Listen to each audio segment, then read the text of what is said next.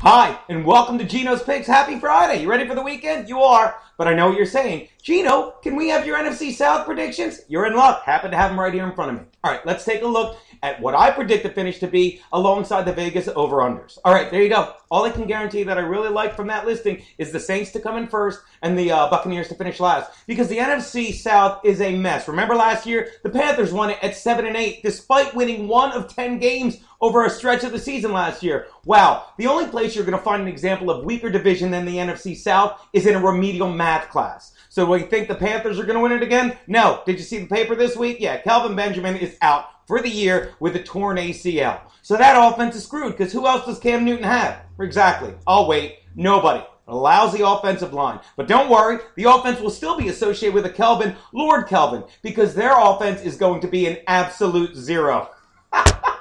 That's a mad science joke. You don't care. Move on. I got you. All right. What do we think about the Falcons? Are they going to win it? They have Julio Jones, who's coming off his best year, and these third-year receivers. He had numbers, 104 receptions. Listen to this.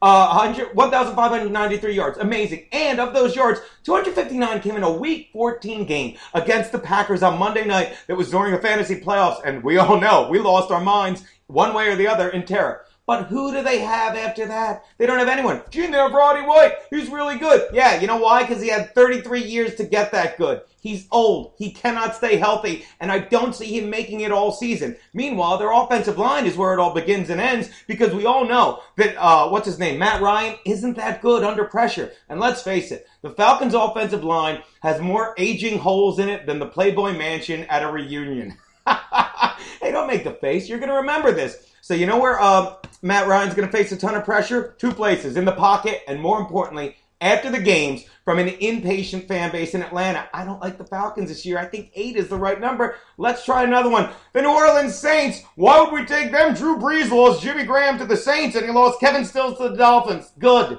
So what? Drew Brees has a different number 1 receiver every week. Ask anyone that's drafted Marcus Colston and watched him have 8 great weeks and 8 vanishing weeks, because Drew Brees always finds the hot receiver in that game with the best matchup, and he's only gotten better. So remember these names, kids. Brandon Cooks, okay? 8-year man Josh Morgan, who is a great receiver but had to suffer through years with Alex Smith in San Fran and RG3 and out in Washington. Watch how much fun Drew Brees has with him. And how about this? Nick Toon. Sound familiar? Yeah, son of Al Toon. Imagine how amazing Al Toon would have been if he had 2 good eyes. Nick does. Watch him go crazy. And one more player you have to remember, C.J. Spiller, who is like Darren Sproles, but younger. Loves getting the ball in space and finally has a quarterback to get it to him. That is why I really like the Saints this year. And what about the Buccaneers? Buccaneers have committed to Jameis Winston, thank God. Because last year they weren't committed to McCown. And they ended up flip-flopping between him and Glennon and got the results they deserved. But they're all in on Jameis Winston and a long leash, which is great because Winston is going to love throwing to Mike Evans and Vincent Jackson, who stand taller than Winston himself did in a Florida State lunchroom screaming on a cafeteria table. And you remember what he was screaming.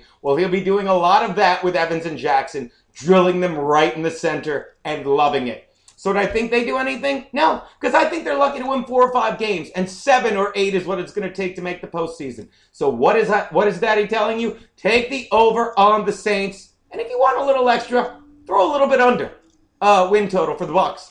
Those are Geno's takes for the NFC South. Have yourself a great weekend. That was the win.